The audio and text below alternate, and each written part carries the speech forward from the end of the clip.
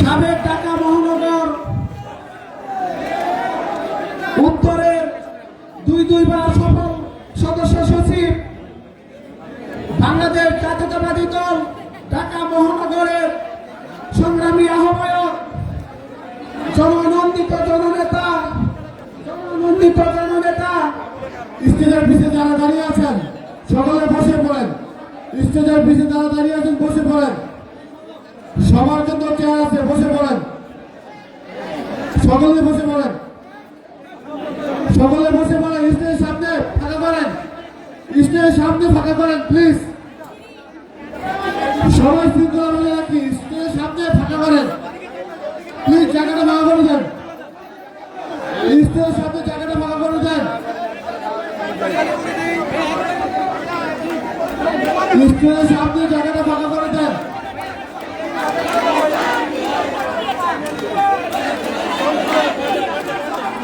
স্টেজের সামনেটা একটু ফাঁকা করে দেন প্লিজ।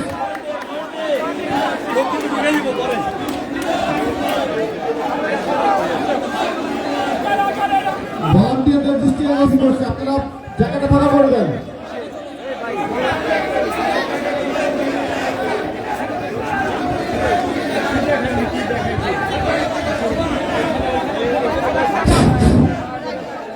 স্লোগান বন্ধ করো রে ভাইরা, নেতা কর্মীরা স্লোগান বন্ধ করো রে আপনারা। হ্যালো, এই জায়গাটা ক্লিয়ার করেন ভাই। পিছন থেকে দয়া করে সবাই বের হয়ে যান, ব্যানারটা দেখতে দেন প্লিজ। নেতৃবৃন্দ পিছন থেকে সরে যান, ব্যানারটা দেখতে দেন। সামনে মিডিয়া আছে, ব্যানারটা দেখতে দেন। দাঁড়ানো বাইরে চলে যান প্লিজ। সবাই বের হয়ে যান। আরো চাপেন, ডান থেকে চাপে যান। আপনারা চাপতে হবে, ছুটে যান, চাপতে হবে। নেতৃবৃন্দ আপনাদেরকে অনুরোধ করছি পিছন থেকে সরে যান, ব্যানারটা দেখতে হবে। দাঁড়ানো সরে যান, ব্যানারটা দেখতে হবে। প্রিয়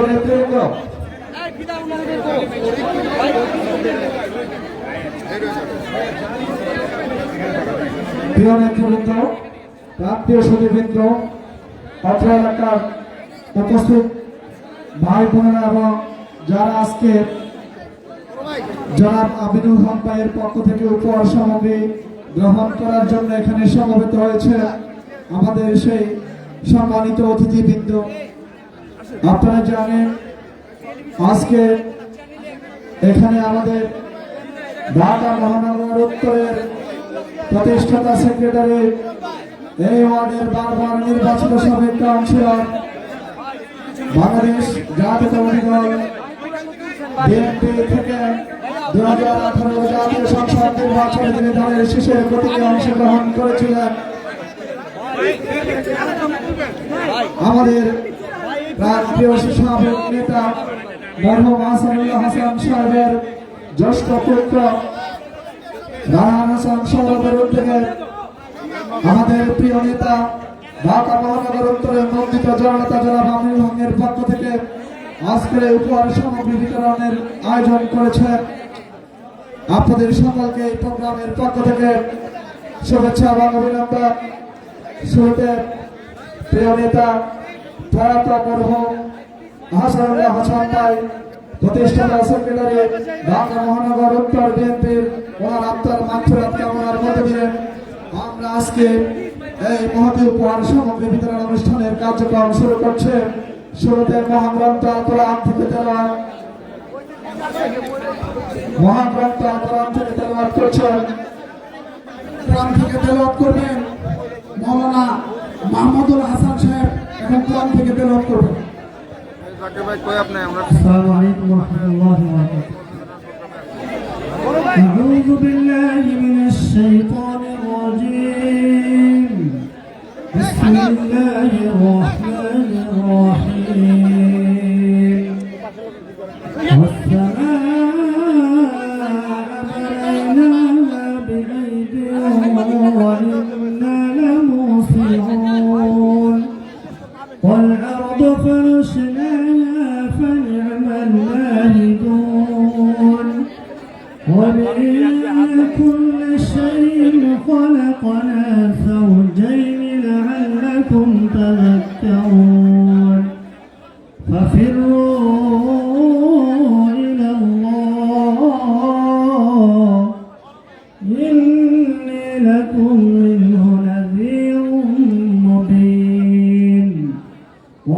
تجعلوا مع الله إلها آخر إني لكم منه نذير مبين صدق الله العلي العظيم اللهم آمين ربنا ظلمنا أنفسنا وإن لم تغفر لنا وترحمنا لنكونن من الخاسرين ربنا آتنا في الدنيا حسنة وفي الآخرة حسنة وقنا عذاب النار يا رب العالمين এই মজলিসকে কবুল আর মঞ্জুর করে নিন ইয়া রব্বুল আলামিন উপস্থিত যে সমস্ত মানুষ এখানে উপস্থিত হয়েছেন আল্লাহ উদ্যতন কর্মকর্তা সহযোগী নেতা বিশেষ করে আমিনুল হক সাহেব সহ আল্লাহ যারা এখানে উপস্থিত আছেন সবাইকে আল্লাহ কবুল আর মঞ্জুর করে নিন ইয়া রব্বুল আলামিন আমাদের হাতের সাথে সম্পৃক্ত যত আত্মীয় স্বজন ইন্তেকাল করেছেন সবাইকে মাফ করিয়া দিন আল্লাহ বিশেষ করে মাহবুব এই অনুষ্ঠানের যিনি উদ্যোক্তা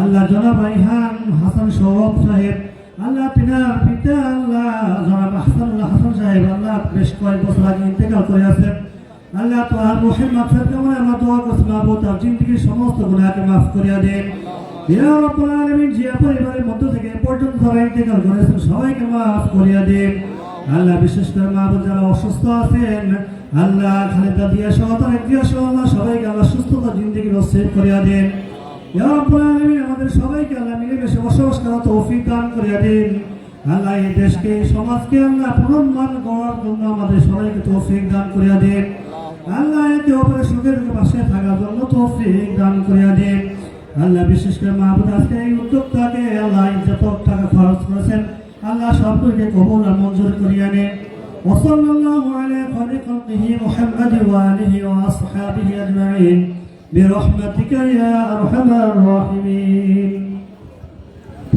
সম্মানিত উপস্থিতি আজকের এই মহতী উপহার সামগ্রী বিতরণ অনুষ্ঠান আয়োজনে রায়হান হাসান সহ সুযোগ্য জ্যেষ্ঠ সন্তান মরহুম আসানুল্লাহ হাসান ইতিমধ্যে আমাদের মাঝে এসে আজকের এই মহতী প্রোগ্রামের প্রধান অতিথি হিসেবে আসন অলঙ্কৃত করেছেন যিনি এই প্রোগ্রামের পরিপূর্ণতা দান করেছেন যার আগমনের মধ্য দিয়ে আমাদের সকলের অত্যন্ত আপনজন অত্যন্ত সজ্জন ব্যক্তিত্ব একজন শিক্ষা বান্ধব মানবিক নেতা জনানন্দিত জনপ্রিয় জননেতা জনাব আমিনুল হক আমাদের মাঝে এসে উপস্থিত হয়েছেন ইতিমধ্যে ওনার সফর সঙ্গী হিসাবে আমাদের মাঝে এসে উপস্থিত হয়েছে বাংলাদেশ জাতীয়তাবাদী স্বেচ্ছাসেবক দল কেন্দ্রীয় সংসদের সিনিয়র সহসভাপতি সাবেক সফল ছাত্র নেতা জননন্দিত জনপ্রিয় নেতা জনাব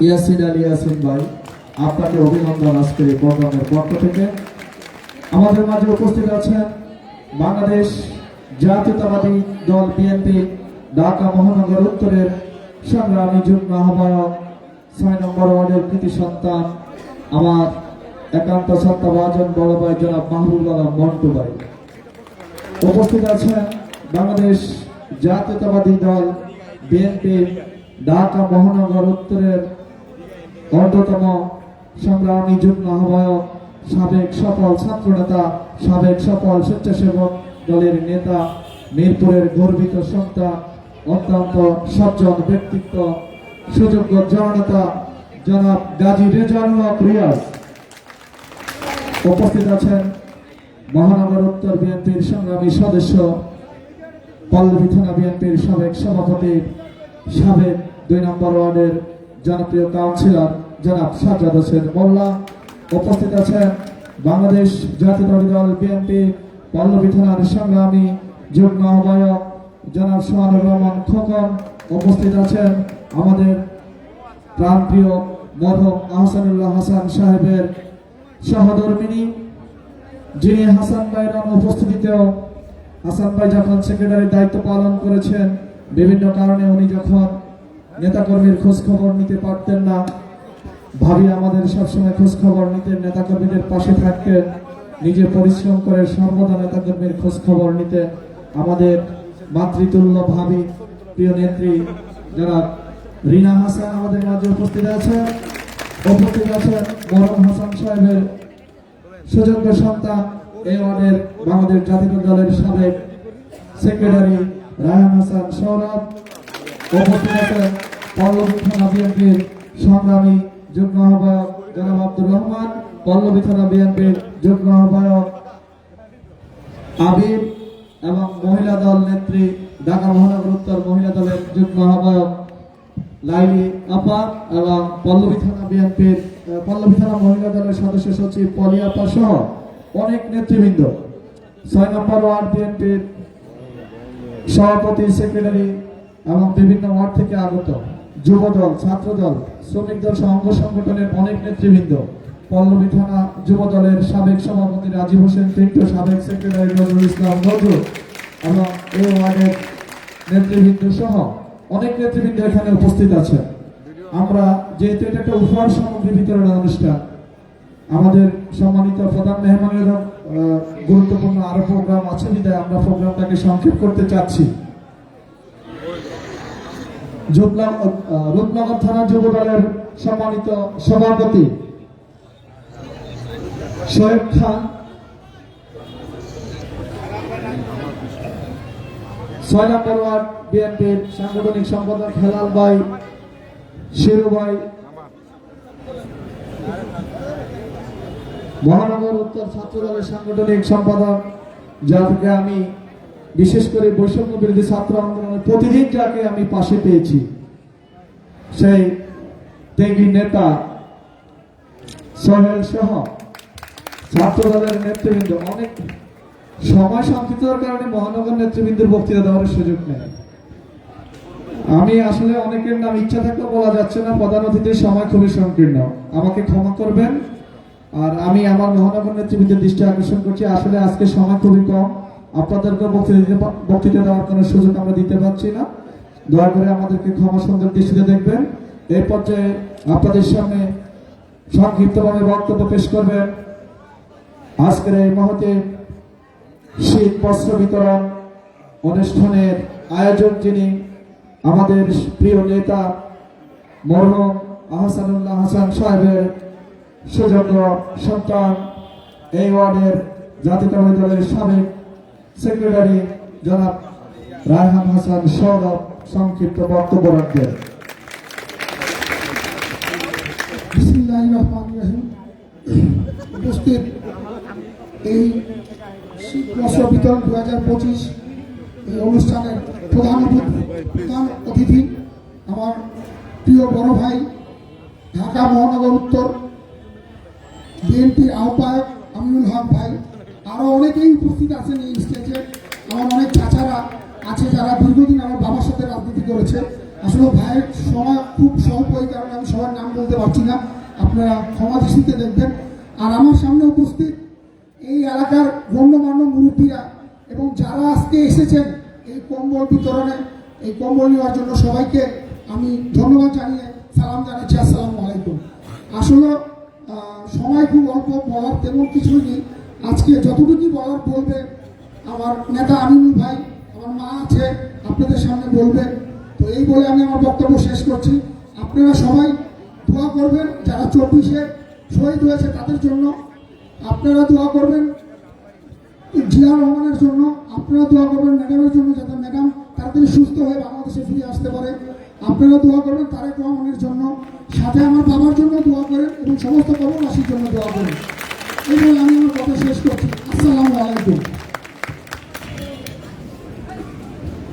এর পর্যায়ে আপনাদের মধ্যে সংক্ষিপ্ত বক্তব্য পেশ করবেন মরহুম আহসানুল্লাহ হাসান সাহেবের সহধর্মিনী, পল্লবী থানা মহিলা দলের সাবেক সভানেত্রী, আমাদের অত্যন্ত শ্রদ্ধাভাজন ভাবি জনাবা রিনা হাসান বক্তব্য রাখবেন।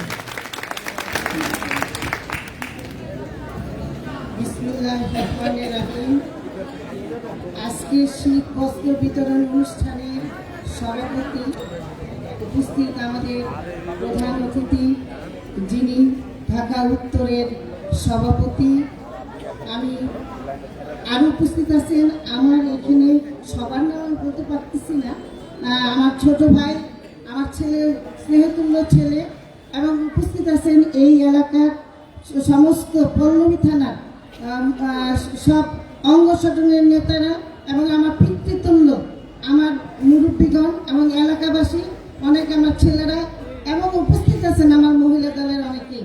আবার অনেকের নাম বলতে পারলাম না, মাপ চেয়ে নিই। আসসালামু আলাইকুম।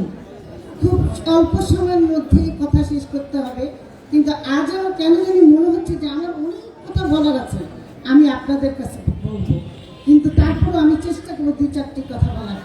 আজকে এখানে যেখানে দাঁড়িয়ে আমি কথা বলছি, আমার চোখের পানি চলে আসতেছে।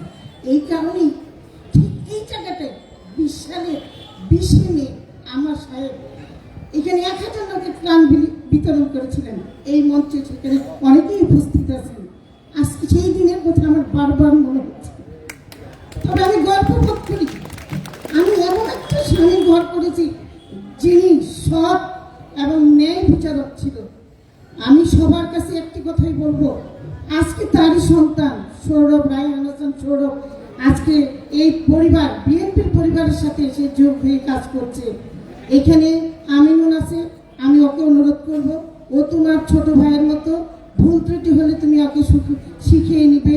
এবং এই স্টেজে বসে আছে তার বাপের তুল্য চাচারা, তারা তার ভুল ত্রুটি হলে শিখিয়ে নিবে, ক্ষমার দৃষ্টিতে দেখবে, কারণ ও অনেক উৎসাহ নিয়ে এই রাজনীতিতে নেমেছে।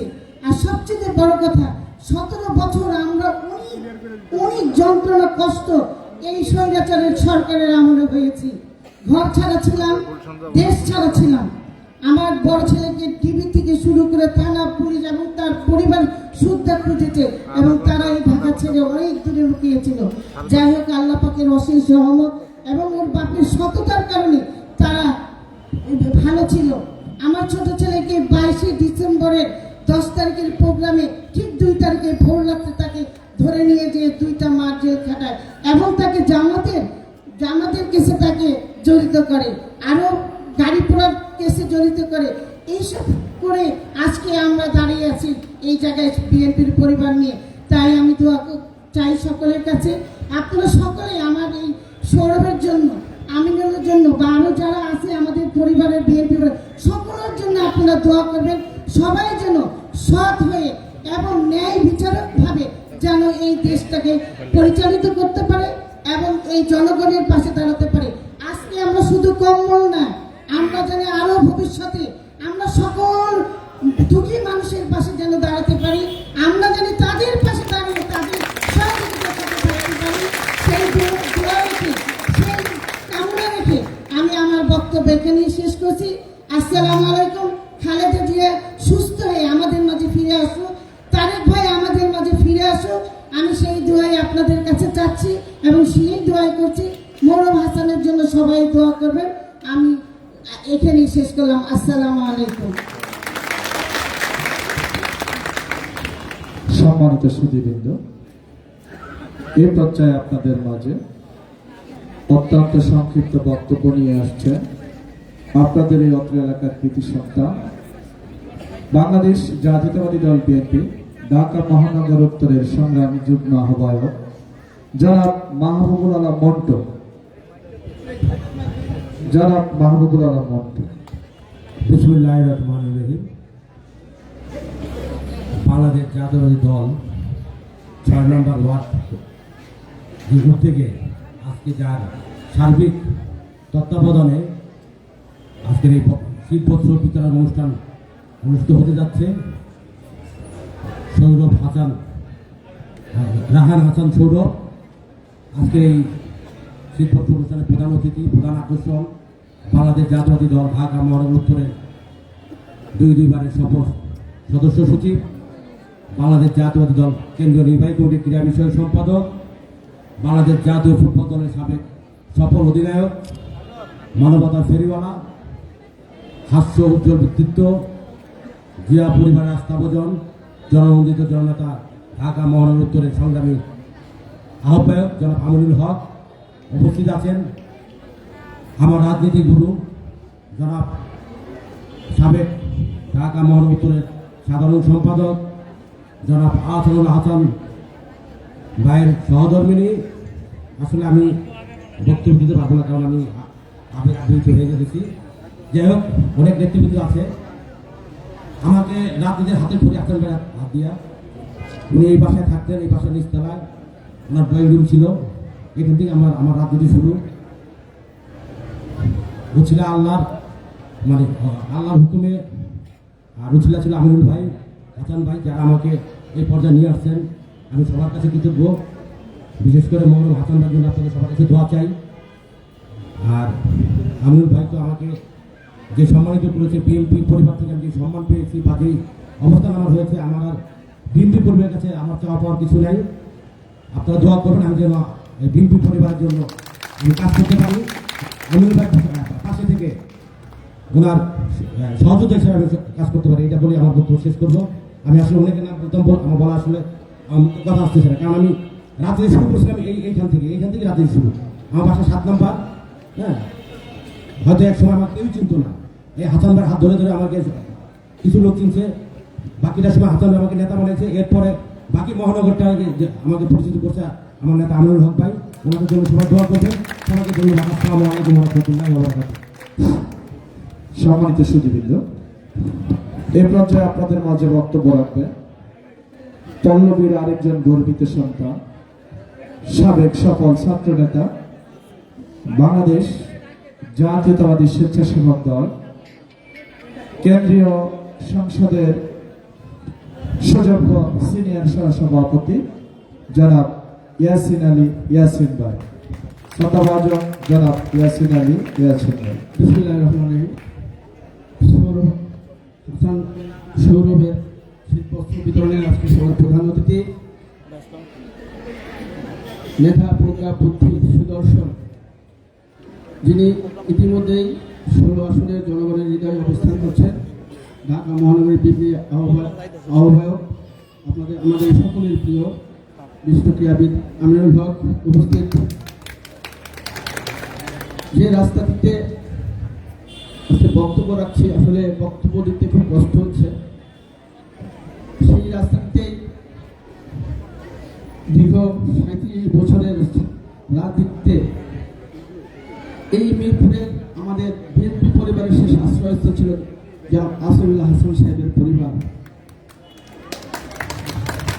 সেই পরিবারের সহধর্মিণী, মাতৃতুল্য মা, ভাবি, আমাদের সকলের শ্রদ্ধাভাজন ওনার সহধর্মিণী রিনা হাসান উপস্থিত, বিএনপি কামাল, সকলের নাম বলছে, আমাদের ভারপ্রাপ্ত আহ্বায়ক বিএনপি সকলের নাম বলেছে, আমি সকলের নাম বললাম না, এবং হাসান ভাইয়ের বন্ধু বান্ধব, মুরব্বী এবং মা ও বোনেরা, আমাদের যুবদল, ছাত্রদল সকলেরকেই আমি আমার পক্ষ থেকে আন্তরিক শুভেচ্ছা অভিনন্দন জানাচ্ছি। যে রাস্তাটিতে দাঁড়িয়ে আছি, ঠিক করোনাকালীন সময় ওই দিন চিফ গেস্ট ছিলেন রুহুল কবির রিজভী আহমেদ। ত্রাণ বিতরণ করছেন হাসানুল্লাহ হাসানের পরিবার। শুধু ত্রাণ নয়, এই 16 আসনে যিনি নির্বাচন করেছিলেন এবং এই ওয়ার্ডের বারবার জনপ্রতিনিধিত্ব করেছিলেন, ওই পরিবারটি সবসময় আমি দেখেছি এই ছোটকাল থেকে, যখন আমাদের বিএনপি সভাপতি শুক্কুর চৌধুরী ছিলেন তখন থেকে দেখেছি এই পরিবারটি সবসময় গরিব মানুষের পাশে দাঁড়ানোর চেষ্টা করেছে, এখনো দাঁড়িয়ে যাচ্ছে। পাশাপাশি আমরা আসিফুল্লাহ হাসান ভাইয়ের মতো আরেকজন নেতা পেয়েছি, যিনি সবসময় স্বল্প সময়ের রাজনীতিতে ঠিক তারই প্রতিকৃত হয়ে আমাদের এখানে এসেছেন। আমিনুল হক, আমরা বিএনপি পরিবার সবসময় এইখানে নির্যাতিত ছিলাম। আপনারা দেখেছেন বিভিন্ন সময় বিপদে আপদে আওয়ামী নির্যাতনের সময় আমরা দৌড়ে এসে ঠিকই রাস্তা দিকতেই থাকতাম, আশ্রয় নিতাম সামনের দোতলায়, 3 তলায়, 4 তলায়। ডিবি আসতো, পুলিশ আসতো, অনেক ঘটনা, অনেক স্মৃতি আসলে বলে শেষ করা যাবে না। শুধু আপনাদের কাছে আমি আপনাদের এলাকার সন্তান হিসাবে একটি জিনিস চাই, আজকে মরুন আসিফুল্লাহ হাসান সাহেব আল্লাহর মেহমান হিসাবে চলে গিয়েছেন, আমাদের সকলে যেতে হবে। ঠিক সেই পরিবারটি আমাদের যেভাবে আগিয়ে রেখেছিল, আমরাও যেন সেই পরিবারটি, যে বিএনপি পরিবার বলে আমরা জানি এবং দীর্ঘদিন আপনারাও জানেন, তারই সন্তান আজকে সৌরভ আপনাদের মাঝে এসে তার সেই অপূর্ণাঙ্গ কাজগুলি পূর্ণাঙ্গ করার জন্য আপনাদের পাশে থাকতে চান, তার জন্য দোয়া করবেন। আর বিশেষ করে আপনারা দেখেছেন গত জুলাই আগস্টের নির্বাচনে আমাদের শত শত ভাইকে আমরা হারিয়েছি, অনেক বোন উদ্যুক্ত করেছে, অনেক বঙ্গুত্ব করেছে। আজকেও সেই সকল যে সকল বেতারটাকে আমরা বিদায় করেছি, সেই বেতারটাদের কিছু বীজ এখনো বাংলাদেশে রয়েছে। গতকাল আপনারা দেখেছেন আমাদের যুবদলের আহ্বায়ক কুমিল্লার তাকে নির্মমভাবে সেই বেতারটারা খুন করেছে। তারা কিন্তু বসে নাই। আজকে যারা আওয়ামী লীগকে সহযোগিতা করছেন, মনে রাখবেন আগামী দিনে সাপের মতোই আপনাকে তাদের সবল মারবে, তাদের কাছ থেকে কখনো কিছু পাবেন না। যে ভাইকে আমরা হারিয়েছি, যে মা তার সন্তানকে হারিয়েছে, যে বোন তার ভাইকে হারিয়েছে, সেই রক্তের প্রতি যেন আমরা বেমাই না করি।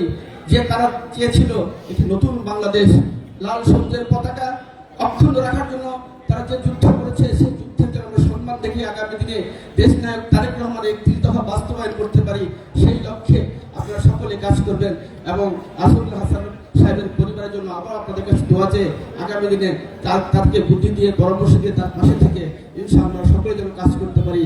সকলকে এবং মুরব্বিয়ানদের মা বোনরা যারা আছেন, অনেক রাত্রে কষ্ট করে আছেন, আমিনুল সাহেব কষ্ট করে এসেছেন, তার জন্য দোয়া চেয়ে এবং আমার জন্য ব্যক্তিগতভাবে দোয়া চেয়ে আপনাদের সকলের কাছে বিদায় নিচ্ছি। আল্লাহ হাফেজ। বাংলাদেশ জিন্দাবাদ। আসসালামু আলাইকুম। সম্মানিত সুধীবৃন্দ, আমাদের অপেক্ষার প্রহর শেষ। কাঙ্ক্ষিত অতিথি আমাদের মাঝে কথা বলবে। একটু মাফ করবেন, স্যারকে একটু ভালোভাবে বসতে দেন। মাফ করবেন আমাদের, একটু একটা চেয়ার চাই দেন আমাদের ভালোভাবে বসতে। সম্মানিত সুধীবৃন্দ, এই পর্যায়ে আমাদের মাঝে বক্তব্য রাখবেন আমাদের সকলের অত্যন্ত আপনজন, যিনি সত্যিকার অর্থে একজন সৎ নেতা, একজন মানবিক নেতা, একজন শিক্ষা অনুরাগী ব্যক্তিত্ব। অল্প সময়ের ব্যবধানে যিনি তার কর্ম, আচরণ, ব্যবহার দিয়ে মানুষের হৃদয় জয় করতে পেরেছেন, যিনি বিশ্বের দরবারে খেলার মাধ্যমে, ফুটবলের মাধ্যমে বাংলাদেশের পতাকা উড্ডয়ন করেছিলেন। সাবেক স্বর্ণজয়ী কিংবদন্তি ফুটবলার, বাংলাদেশ জাতীয় ফুটবল দলের সাবেক অধিনায়ক, সাবেক সফল গোলরক্ষক, আমাদের নেতা আমানুল্লাহ আমান ভাই যিনাকে বলতেন, তিনি দলেরও রক্ষক। দলের দুর্দিনে আন্দোলন সংগ্রামে সাহসিকতার সহিত যিনি বলিষ্ঠ নেতৃত্ব দিয়ে আন্দোলনকে টিকিয়ে রেখেছেন, যেখানে যে অবস্থায় ছিলেন তিনি সর্বদাই মনে প্রাণে বিশ্বাসে কর্মে মাঠে ময়দানেই ছিলেন। 3 মাস তিনি জেলখানায় ছিলেন। তার সাথে দেখা করার প্রায় সুযোগ হয়েছে, দেখেছি জেলখানায় বসেও কিভাবে তিনি মাঠে ময়দানের আন্দোলন খোঁজখবর রাখতেন, নিয়ন্ত্রণ করতেন। আমাদের সকলের অত্যন্ত আপনজন, ঢাকা 16 আসনের মাটি ও মানুষের নেতা, জনপ্রিয় জননন্দিত জননেতা আমিনুল হক এখন আমাদের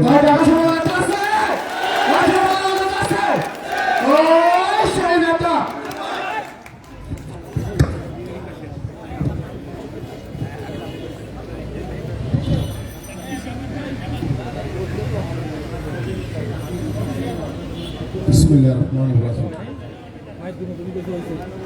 আজকে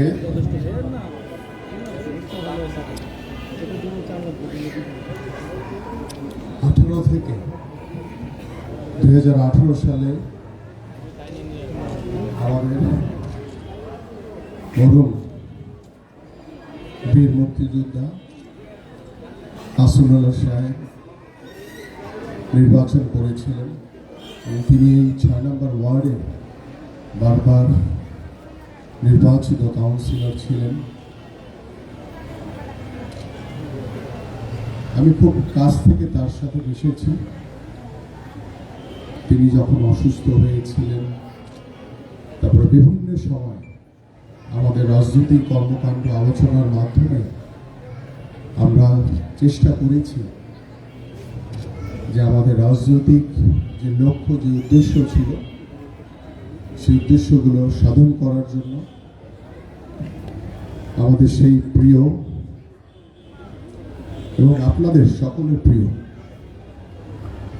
মরহুম আসিফুল্লাহ হাসান সাহেবের জ্যেষ্ঠ পুত্র জনাব রায়হান হাসান স্বরূপের সার্বিক তত্ত্বাবধানে তার সৌজন্যে আজকের এই শীতবস্ত্র বিতরণ অনুষ্ঠানে আমাদের মাঝে উপস্থিত হয়েছেন আমাদের সকলের অত্যন্ত প্রিয় আমাদের মরহুম আসাদুল্লাহ হাসান সাহেবের সহধর্মিণী রিনা হাসান আমাদের মাঝে উপস্থিত বাংলাদেশ জাতীয়তাবাদী স্বেচ্ছাসেবক দলের কেন্দ্রীয় কমিটির সিনিয়র সহসভাপতি সাবেক ছাত্র নেতা আমার অত্যন্ত প্রিয় ভাই জনাব ইয়াসিন আলী আমাদের মাঝে উপস্থিত আমাদের ঢাকা মহানগর উত্তর বিএনপির অন্যতম যুগ্ম আহ্বায়ক জনাব গাজী রেজাউল হোসেন রিয়াজ আমাদের মাঝে উপস্থিত ঢাকা মহানগর উত্তর বিএনপির আরেকজন অন্যতম যুগ্ম আহ্বায়ক আপনাদের এই এলাকারই সন্তান আমার অত্যন্ত প্রিয় জনাব মাহবুব আলম মন্টু আমাদের মাঝে উপস্থিত আমাদের ঢাকা মহানগর উত্তর বিএনপির অন্যতম সদস্য যিনি 2 নম্বর ওয়ার্ড থেকে বারবার কাউন্সিলর নির্বাচিত হয়েছে আমার সে প্রিয় ভাই জনাব সাজ্জাদ হোসেন মোল্লা আমাদের মাঝে উপস্থিত আমাদের পল্লবী থানা বিএনপির ভারপ্রাপ্ত আহ্বায়ক যিনি সঞ্চালনার দায়িত্ব রয়েছে আমাদের কামাল হোসেন খান আমাদের মাঝে উপস্থিত আমাদের ঢাকা মহানগর উত্তর মহিলা দলের যুগ্ম আহ্বায়ক লাইলি বেগম আমাদের মাঝে উপস্থিত আমাদের ঢাকা মহানগর পশ্চিম ছাত্র দলের সাধারণ সম্পাদক আকরাম সাংগঠনিক সম্পাদক সোহেল সহ আমি সকলের নাম বলতে গেলে অনেক সময় লাগবে আমাদের এখানে রূপনগর পল্লবী সহ বিএনপির যুগ্ম আহ্বায়ক সদস্য রয়েছেন আমাদের 6 নম্বর ওয়ার্ডের সভাপতি সাধারণ সম্পাদক আমাদের অঙ্গ এবং সহযোগী সংগঠনের বিভিন্ন পর্যায়ের নেতৃবৃন্দ রয়েছেন এবং আমার সামনে উপবিষ্ট যারা আমাদের মরহুম আসাদুল্লাহ হাসান সাহেবের সাথে দীর্ঘদিন তার সহযোদ্ধা হিসেবে সহকর্মী হিসেবে কাজ করেছেন তার অত্যন্ত কাছের এবং আমাদের সৌরভ সবসময় আপনাদের কথা বলে আমার কাছে যে আমার চাচারা আপনার সাথে বসবে কথা বলবে আমি সবসময় বলেছি যে ওনারা না আমি নিজেই যাব ওনাদের কাছে ওনাদের আশা লাগবে না আমার কাছে আমি যাব সবার কাছে সেই আমার প্রিয় মুরব্বী পিতৃ সমতুল্য এবং আমার সামনে যাদের জন্য আজকের এই আয়োজন আমার পিতৃ সমতুল্য বাবারা রয়েছেন ভাইরা রয়েছেন এবং মাতৃ সমতুল্য মায়েরা বোনেরা রয়েছেন সবাইকে আসসালামু আলাইকুম রাত হয়ে গেছে অনেক বক্তব্য দেওয়ার তেমন কিছু নেই আমি শুধু এতটুকু বলতে চাই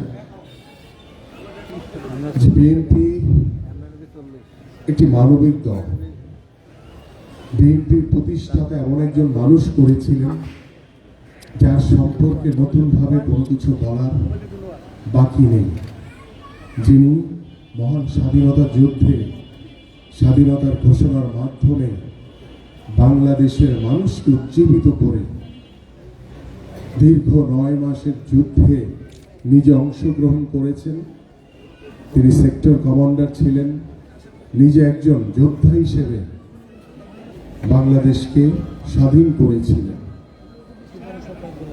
এবং যিনি বাংলাদেশের রাষ্ট্র পরিচালনার দায়িত্বভার গ্রহণ করার পরে বাংলাদেশকে অল্প সময়ের ভিতরে কৃষিতে বিপ্লব ঘটিয়েছিলেন শিল্পে বিপ্লব ঘটিয়েছিলেন জনশক্তিতে বিপ্লব ঘটিয়েছিলেন এবং তিনি বাংলাদেশের বাকশালীদের হাত থেকে বাংলাদেশের যে গণতন্ত্র পুনরুদ্ধার করে বহুদলীয় গণতন্ত্রের যে প্রবর্তন করেছিলেন এবং যিনি আমাদের সকলকে শিখিয়েছেন, যার আদর্শকে আমরা ধারণ করে রাজনীতি করি, যিনি শিখিয়েছিলেন কিভাবে মানুষের কাছে গিয়ে মানুষের পাশে বসে মানুষের মতামত নিয়ে মানুষকে সাথে নিয়ে, দেশের সাধারণ মানুষকে সাথে নিয়ে বাংলাদেশের মানুষের মতামতে কিভাবে কাজ করতে হয়।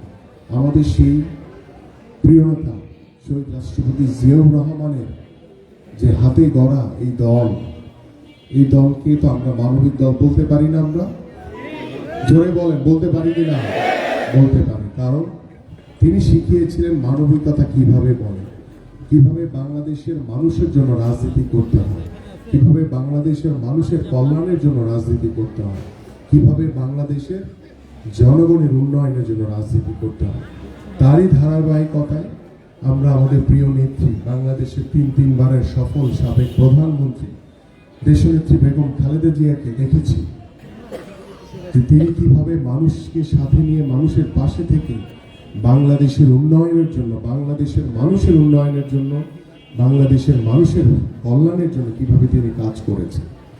তাদের সুযোগ্য উত্তরসূরি বিএনপির ভারপ্রাপ্ত চেয়ারম্যান জনাব তারেক রহমান গত 17 বছর ধরে এই স্বৈরাচারের বিরুদ্ধে বাংলাদেশ জাতীয়তাবাদী দলের প্রত্যেকটি নেতাকর্মীকে সাথে নিয়ে, এদেশের সাধারণ মানুষকে সাথে নিয়ে আন্দোলন করেছেন, সংগ্রাম করেছেন, যুদ্ধ করেছেন। রাজপথে আমাদেরকে নেতৃত্ব দিয়ে তিনি বাংলাদেশকে নতুনভাবে স্বাধীন করেছেন, বাংলাদেশকে স্বৈরাচার মুক্ত করেছেন।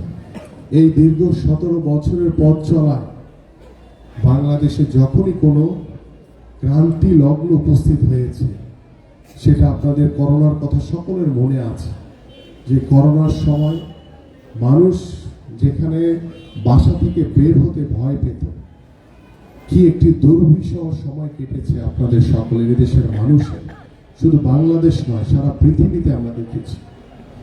সেই সময় এই স্বৈরাচার সরকার তারা ঘরে বসে শুধু মানুষের মৃত্যুর তামাশা দেখেছে।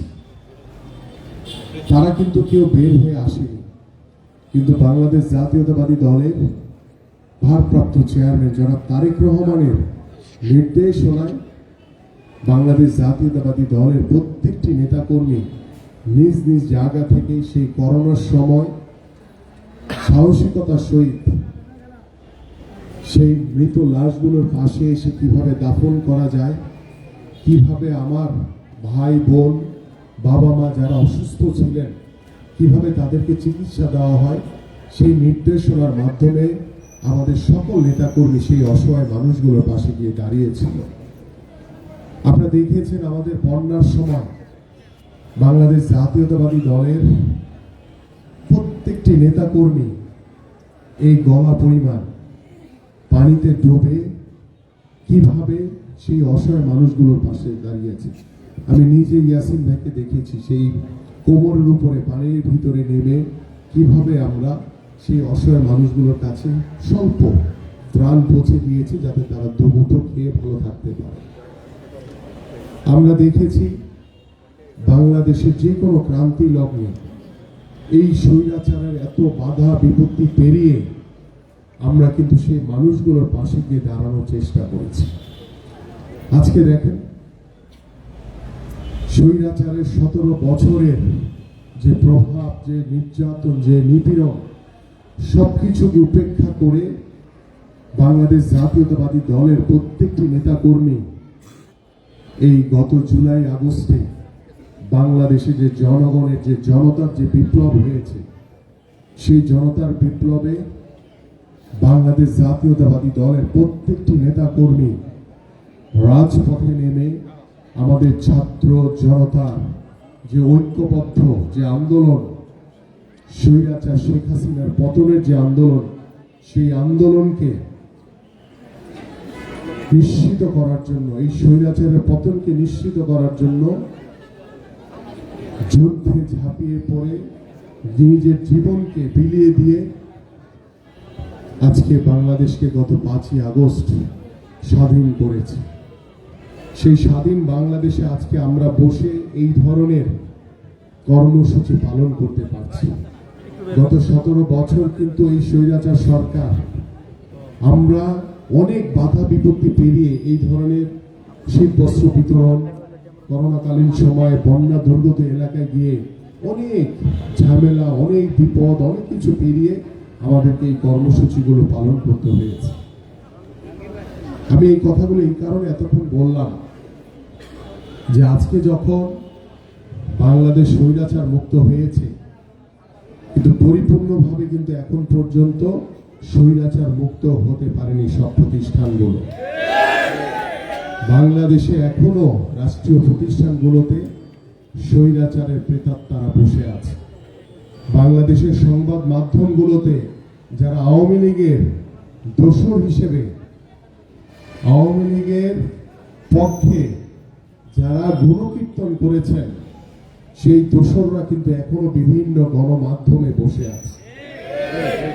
এই স্বৈরাচারদের ষড়যন্ত্রের কারণে এখন পর্যন্ত কিন্তু বাংলাদেশের মানুষ কেউই ভালো নয়। আমরা স্বৈরাচার মুক্ত হয়েছি, কিন্তু পরিপূর্ণভাবে এখন পর্যন্ত স্বৈরাচার মুক্ত হতে পারিনি। বাংলাদেশের গণতন্ত্র পুনরুদ্ধারের জন্য আমরা যে লড়াই করেছি, যে সংগ্রাম করেছি, এখন পর্যন্ত কিন্তু বাংলাদেশে পরিপূর্ণ গণতন্ত্র প্রতিষ্ঠা হয়নি। আজকে বাংলাদেশের গণতন্ত্র প্রতিষ্ঠার জন্য, বাংলাদেশের মানুষের ভোটের অধিকার নিশ্চিত করার জন্য বাংলাদেশ জাতীয়তাবাদী দলের বিএনপির ভারপ্রাপ্ত চেয়ারম্যান জনাব তারেক রহমান গত 17 বছর ধরে আন্দোলন করেছেন, সংগ্রাম করেছেন। আমাদের প্রিয় নেত্রী, তিনি মিথ্যা মামলায় বাংলাদেশের মানুষের গণতন্ত্র পুনরুদ্ধারের জন্য, বাংলাদেশের মানুষের অধিকার দাবি আদায়ের জন্য তিনি কিন্তু এই স্বৈরাচারের সাথে কোনো আপোষ করেননি। তিনি গণতন্ত্র পুনরুদ্ধারের জন্য স্বেচ্ছায় কারাগারকে তিনি বেছে নিয়েছেন, কিন্তু এই বাংলাদেশের মানুষকে ছেড়ে তিনি কখনো বাইরে যাননি, কোনো আপোষ করেননি এই স্বৈরাচারের সাথে। আজকে 5ই আগস্টের পরে আমরা এই অন্তর্বর্তীকালীন সরকারকে আমরা সার্বিকভাবে তাদেরকে সহযোগিতা করছি যে আপনারা রাষ্ট্রকে সংস্কারের জন্য যৌক্তিক যে সময় প্রয়োজন বা যৌক্তিকভাবে যেই জায়গাগুলোতে সংস্কার করা প্রয়োজন সেগুলো করে, আমরা কিন্তু বারবার বলছি যে বাংলাদেশে এখনো কিন্তু ষড়যন্ত্রকারীরা বিভিন্ন আনাচে কানাচে ঘুরে বেড়াচ্ছে। এই ষড়যন্ত্র এবং বাংলাদেশকে পরিপূর্ণভাবে এই স্বৈরাচারের যে রেখে যাওয়া রাষ্ট্রীয় প্রতিষ্ঠানগুলোকে যে তারা ধ্বংস করে দিয়েছে, সেই ধ্বংসস্তূপ রাষ্ট্রীয় প্রতিষ্ঠানগুলোকে নতুনভাবে পুনর্গঠন করার জন্য, নতুনভাবে সংস্কার করার জন্য বাংলাদেশে একটি নির্বাচন অতি দ্রুত প্রয়োজন। সেই নির্বাচনের মাধ্যমে এই যে আমার মা বাবারা, খালারা যারা রয়েছেন, বোনেরা রয়েছেন, ভাইরা রয়েছেন, গত 15 বছর ধরে আপনারা কেউ ভোট দিতে পারেন না। এটি আপনার নাগরিক অধিকার, এটি জন্মগত সূত্রে আপনি সেই অধিকার পেয়েছেন, কিন্তু আপনারা গত 15 বছর ভোট দিতে পারেন নাই। কারণ গত 15 বছর এই স্বৈরাচার সরকারের ভোটের প্রয়োজন হয় নাই। তারা সেই রাষ্ট্রীয় প্রতিষ্ঠানগুলোকে ব্যবহার করে তারা জোর করে ক্ষমতায় বসেছিল। এবং দেখেন, এই স্বৈরাচারের যে অবৈধ প্রধানমন্ত্রী, স্বৈরাচারের শেখ হাসিনা কিভাবে বাংলাদেশ থেকে পালিয়ে গেছে। এই স্বৈরাচারের যে প্রেতাত্মারা এখনো যে ঘুরে বেড়াচ্ছে, ষড়যন্ত্র করছে, তাদের কি কোনো প্রকার সুযোগ দেওয়ার কোনো সুযোগ আছে বলেন? কোনো সুযোগ নেই। কারণ স্বৈরাচারের স্থান বাংলাদেশের মাটিতে হতে পারে না। আমি যে কথাটি বলছিলাম যে একটি দ্রুত নির্বাচন অতি দ্রুত প্রয়োজন, কারণ একটি নির্বাচিত সরকার পারে সকল ষড়যন্ত্র মোকাবেলা করতে। একটি নির্বাচিত সরকার পারে বাংলাদেশের রাষ্ট্রীয় প্রতিষ্ঠানগুলোকে নতুন করে ঢেলে সাজিয়ে পুনর্গঠন করতে। একটি নির্বাচিত সরকার পারে বাংলাদেশের সকল রাষ্ট্র কাঠামো যেখানে যেখানে সংস্কার করা প্রয়োজন, পরিপূর্ণ সংস্কার করা প্রয়োজন, সেই নির্বাচিত সরকার করতে পারে। এবং জনগণের ভোটে যখন একটি নির্বাচিত সরকার প্রতিষ্ঠিত হবে, তখন বাংলাদেশে পরিপূর্ণভাবে গণতন্ত্র প্রতিষ্ঠা হবে।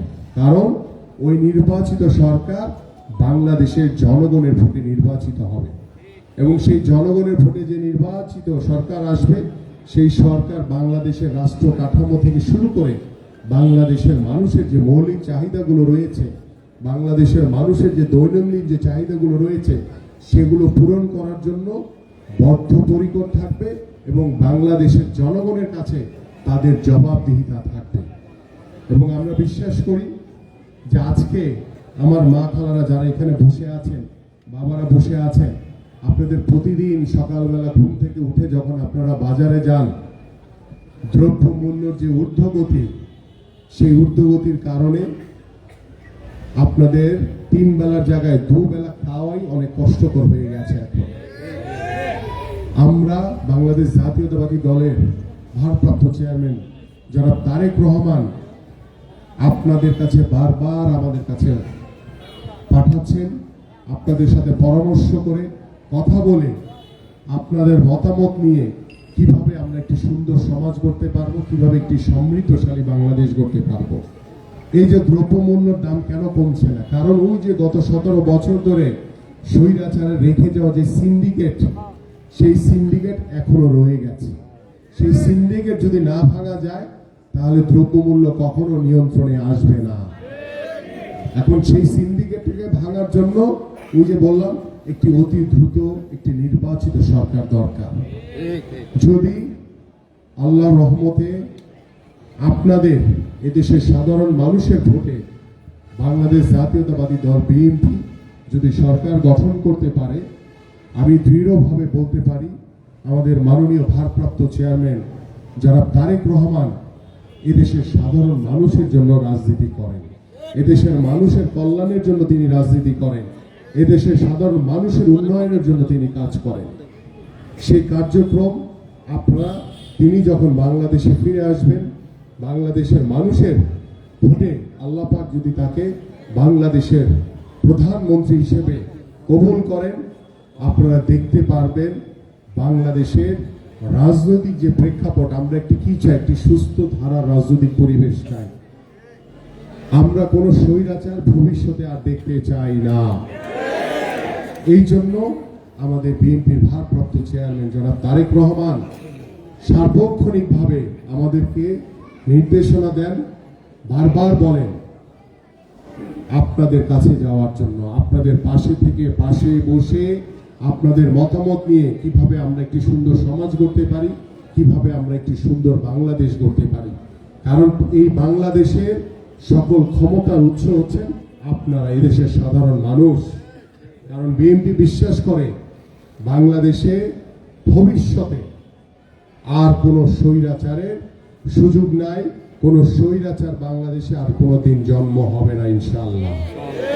এই জন্য আমাদের মাননীয় ভারপ্রাপ্ত চেয়ারম্যান জনাব তারেক রহমানের যে প্রত্যাশা, যে চাওয়া, যে বাংলাদেশ জাতীয়তাবাদী দলের প্রত্যেকটি নেতা কর্মী যারা এখানে বসে আছেন, আমাদের ঢাকা 16 আসন, আমাদের পল্লবী রূপনগরে যে সকল নেতা কর্মীরা এখানে বসে আছেন, এখানকার সাধারণ মানুষ যারা বসে আছেন, আমরা সকলেই বিশ্বাস করি বাংলাদেশ জাতীয়তাবাদী দল বিএনপি রাজনীতি করে এদেশের সাধারণ মানুষের জন্য, এদেশের সাধারণ মানুষের কল্যাণের জন্য, এদেশের সাধারণ মানুষের উন্নয়নের জন্য। এটাই হচ্ছে আমাদের মূল কাজ। কারণ আমরা গত 17 বছর দেখেছি, একটি কথা বলে আমি শেষ করে দিব, 17 বছর এই স্বৈরাচার সরকার বাংলাদেশের উন্নয়নের নামে শুধু নিজেদের পকেটের উন্নয়ন করেছে।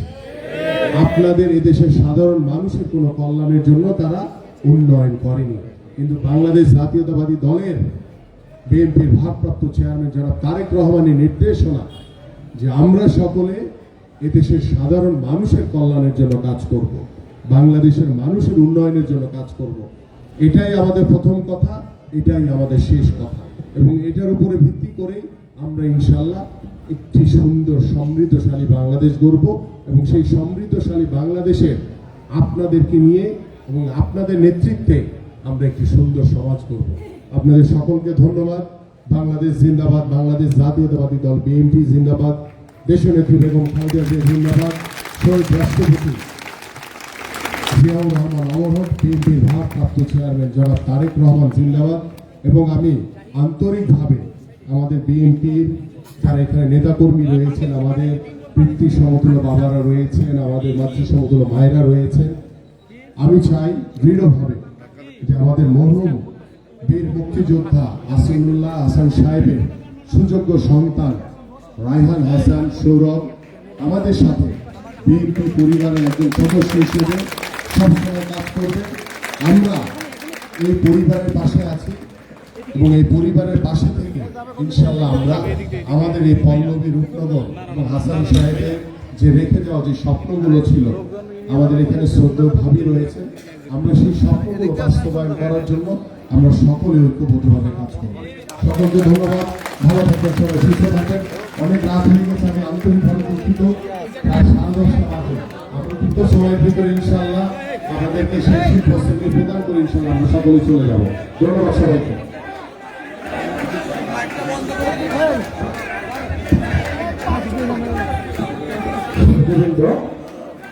আমাদের মাঝে ইতিমধ্যে এসে উপস্থিত হয়েছেন বাংলাদেশ জাতীয়তাবাদী দল বিএনপি ঢাকা মহানগর উত্তরের অত্যন্ত প্রভাবশালী যুগ্ম আহ্বায়ক, যিনি দপ্তরের দায়িত্বে নিয়োজিত সাবেক সম্পদ সঞ্চালতা সরকার একজন বড় ভাই জনাব এভিএম আব্দুর রাজ্জাক। জনাব এভিএম আব্দুর রাজ্জাক, আপনাকে উপহার সামগ্রী বিতরণের পক্ষ থেকে অভিনন্দন।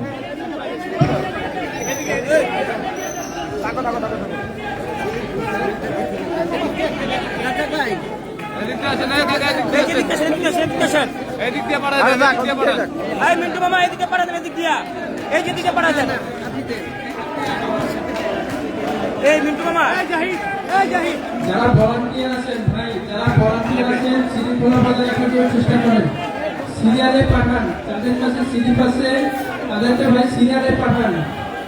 ভলান্টিয়ার রাতুল, ফিদা, জাহাঙ্গীর ভাই, হোসেন ভাই, ভাই প্লিজ সবার কাছে অনুরোধ করতেছি কোনো বিশৃঙ্খলা না হয়।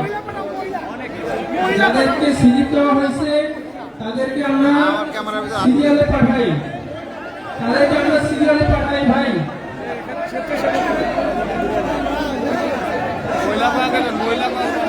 কিন্তু ভাই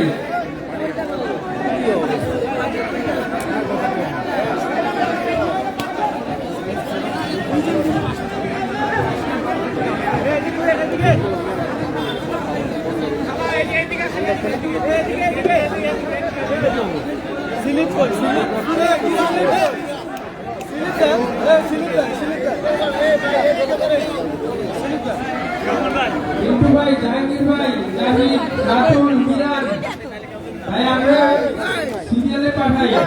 তাদেরকে সিরিয়াল দেওয়া হয়েছে তাদেরকে আমরা সিরিয়ালে পাঠাই।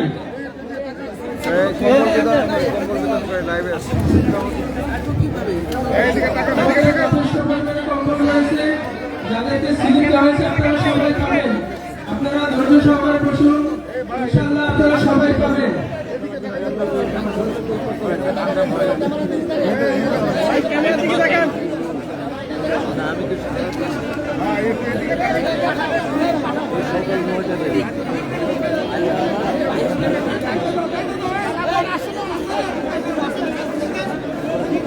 আরে কি রে বাবা, এরকম বিশৃঙ্খলা করে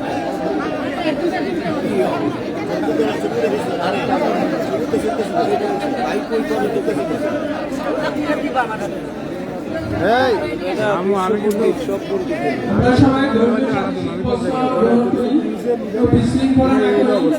সিরিয়াল ভাবে আসি। যাদেরকে সিরিয়াল দেওয়া হয়েছে সবাই সিরিয়াল ভাবে আসি। ভলান্টিয়ার ভাইদের দৃষ্টি আকর্ষণ করছি, জাহাঙ্গীর ভাই, রাতুল ভাই, হুসাইন ভাই, সবাই একটু প্লিজ শৃঙ্খলা বজায় রাখি। আমাদের যথেষ্ট পরিমাণে কম্বল রয়েছে, সবাই পাবেন ইনশাআল্লাহ। আমরা বিশৃঙ্খলা না করি ভাই।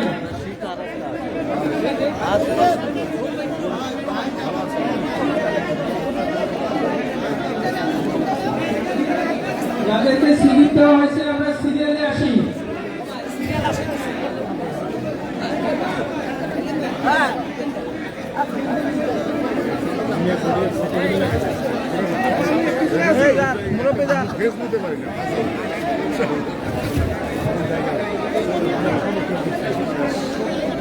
ওই দিক দিয়ে বাইরে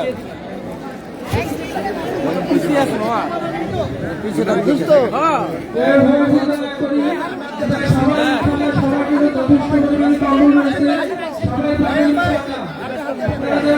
সবাই কম্বল পাবেন, সবাই ধৈর্য সহকারে বসুন, সবাই ধৈর্য সহকারে বসুন এবং সিরিয়ালে কম্বল গ্রহণ করুন। আমরা কেউ বিশৃঙ্খলা করব না, সবাই শৃঙ্খলাবদ্ধ হয়ে থাকবো। সিরিয়ালে আসি আমরা। ভলান্টিয়ার ভাইদেরকে অনুরোধ করছি সবাইকে সিরিয়ালে পাঠান।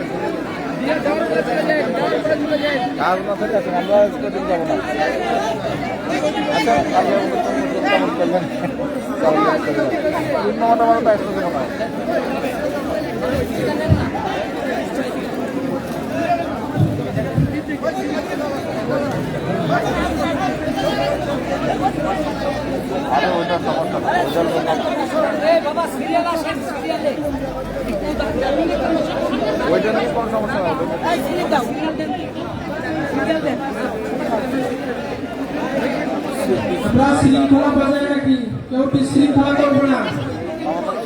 যাদেরকে সিরিয়াল দেওয়া হয়েছে সিরিয়ালে আসতে থাকি আমরা। আমরা সিরিয়ালে কম্বল গ্রহণ করি। ভলান্টিয়ারদেরকে অনুরোধ করতেছি, ভলান্টিয়ার জাহিদুল ভাই, হোসেন ভাই, মিন্টু ভাই, রাতুল, মিরান, জাহিদ সবাইকে শৃঙ্খলার সাথে সিরিয়ালে পাঠান।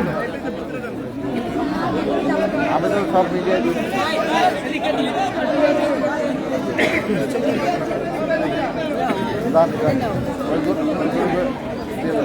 ওইটা মাধ্যমে সব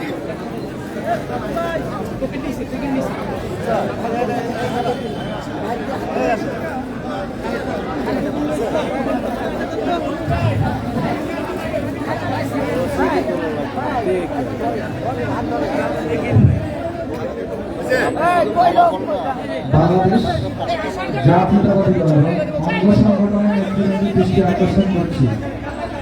আগামীকাল রবিবার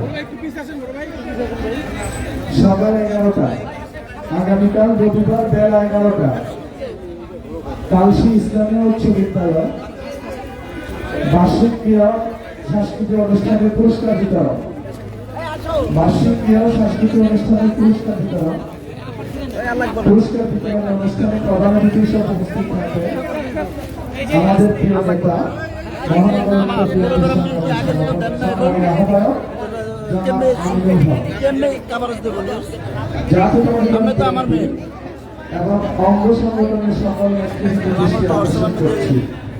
আগামীকাল রবিবার বেলা 11টা কালশী ইসলামীয় উচ্চ বিদ্যালয় বার্ষিক ক্রীড়া পুরস্কার বিতরণ অনুষ্ঠানে প্রধান অতিথি হিসেবে উপস্থিত থাকবেন মহানগরের সম্মানিত আহ্বায়ক নন্দিত জওয়ান আমিনুল হক। আপনারা সকলে আমন্ত্রিত।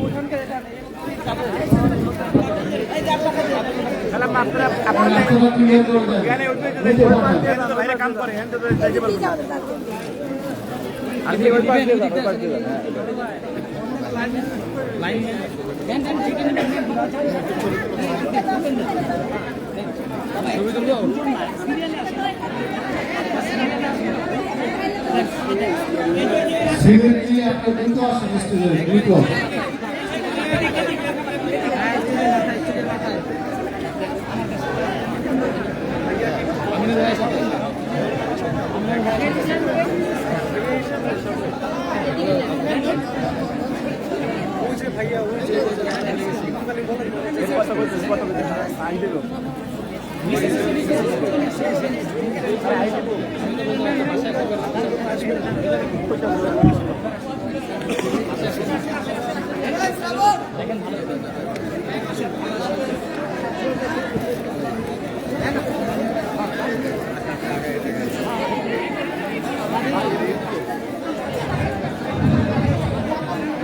আমরা সবাই শৃঙ্খলা বজায় রাখি। সিরিয়ালে যাদেরকে স্লিপ দেওয়া হয়েছে সিরিয়ালে তাদেরকে পাঠাই। ভলান্টিয়ার বাইরে দৃষ্টি আকর্ষণ করছি, জাহাঙ্গীর ভাই, হুসাইন ভাই, লিটন, রাতুল, মিরান, সবাই আমরা ভলান্টিয়ারের দায়িত্ব পালন করি।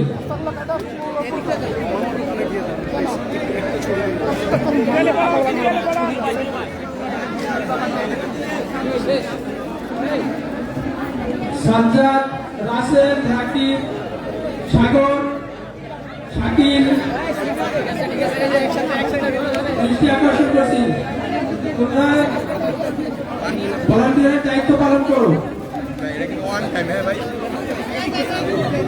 যাদেরকে দেওয়া হয়েছে তাদেরকে সিরিয়ালে পিছন থেকে পাঠাও।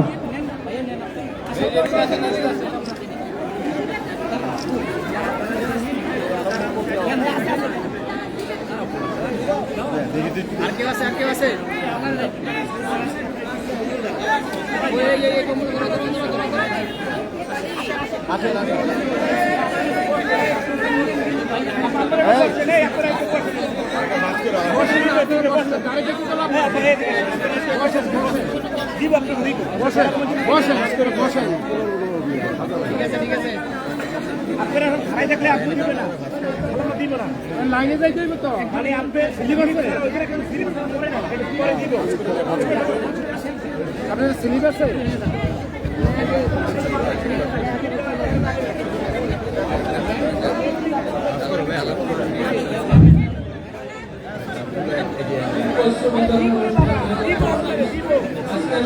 সহযোগিতায়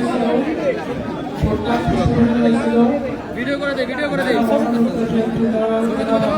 ভাই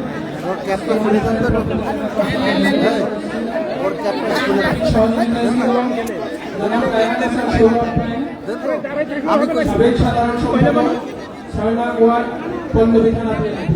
দেখা করতেন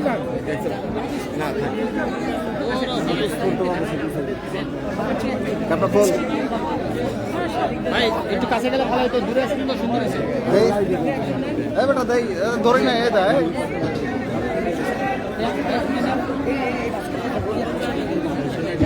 এই বাসটা আস্তে আস্তে বাস করে দাও। একই রকম কিন্তু বাস বুঝা যায় যেগুলো তার সাথে আমার লাগে তোমার লাগে মিলে গেছে না ভাই। এই যে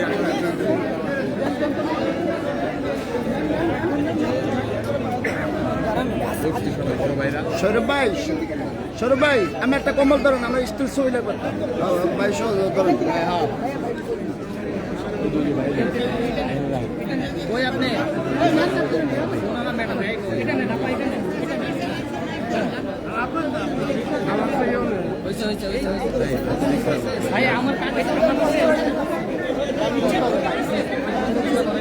এই খেলাটালি করে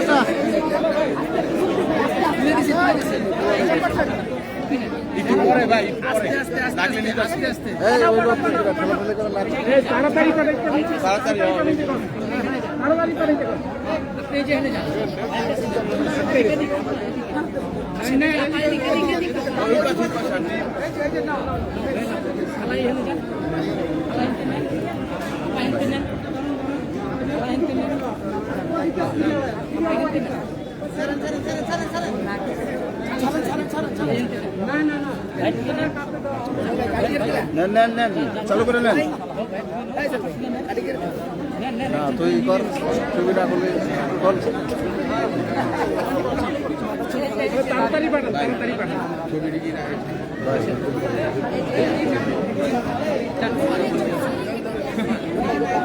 একটা ছবি আনতে ছিলেন ভাই, বড় ভাই মানুষ আরে ওই তো নাকি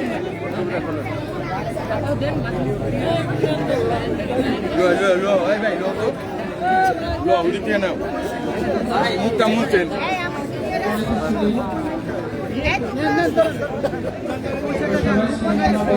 এদিকে এদিকে আসলে বিশৃঙ্খলা করবো না তাড়াতাড়ি পাঠাইতে হবে যথেষ্ট কম্বল রয়েছে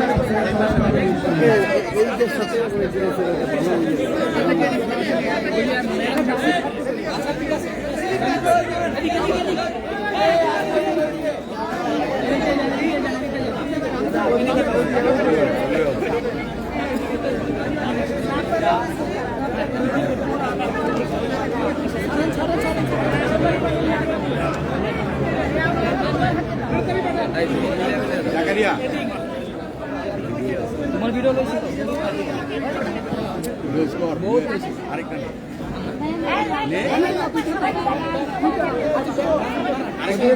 ওইদিকে পাঠান আরেকজন জাকারিয়া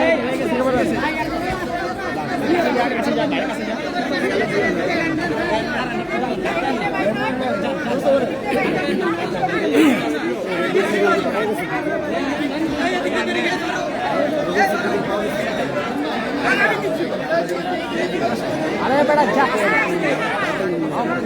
আরে হিন্দু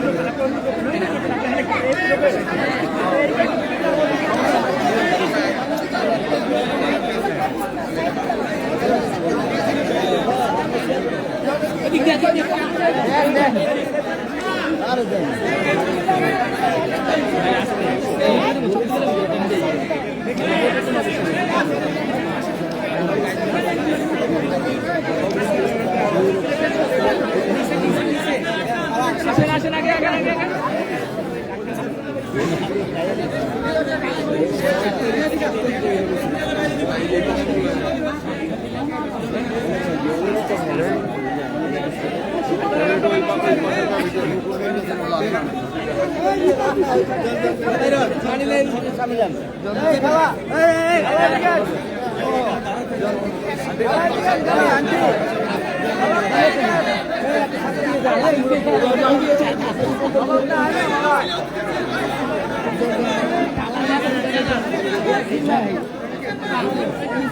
দাঁড়ান বাসন ভাই রাস্তা বন্ধ হয়ে গেছে রাস্তাটা বন্ধ করছে ভাই নিয়ে যাও ওনার একটা দাও রাস্তা ভিতরে যান না একটু সাইড ভিতরে যান শুনেন না ভাই বাসায় ভাই মেসেজ দিয়ে দিচ্ছি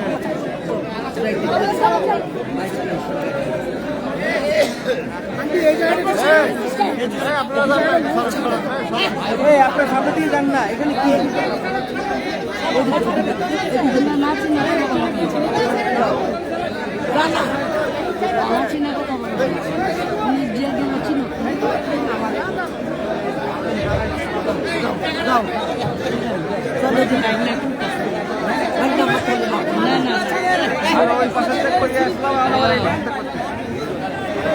আপনাদের সকলের দৃষ্টি আকর্ষণ করছি তো বিশৃঙ্খলা না করি সিরিয়ালে এসে কম্বল গ্রহণ করি এবং বিশৃঙ্খলা না করি দৃষ্টি আকর্ষণ করছি সিরিয়ালে সবাইকে পাঠানোর জন্য অনুরোধ করছি আপনাদেরকে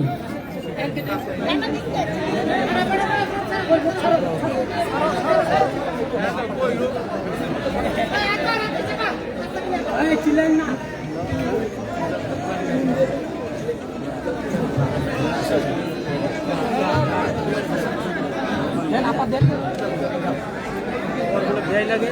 একটা নিলে হয় যাও যাও আমাকে একটা দিল না কেউ ওখানে দাঁড়াইতেছিল ইঞ্জিরি কখন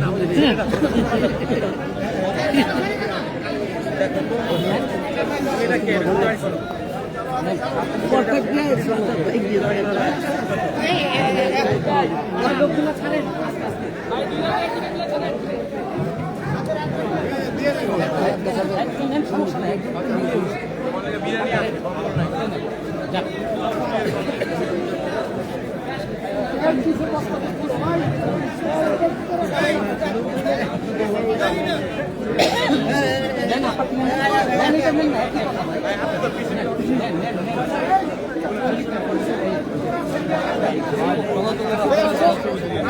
হ্যালো, আপনার ধৈর্য সহকারে শৃঙ্খলা বজায় রাখবেন।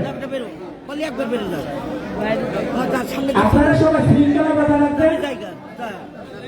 যাদের আছে টোকন আছে তারা সারিবদ্ধভাবে এসে কম্বল নিয়ে যাবেন। সবাই পাবেন, সবাই পাবেন। হ্যাঁ হ্যাঁ হ্যাঁ,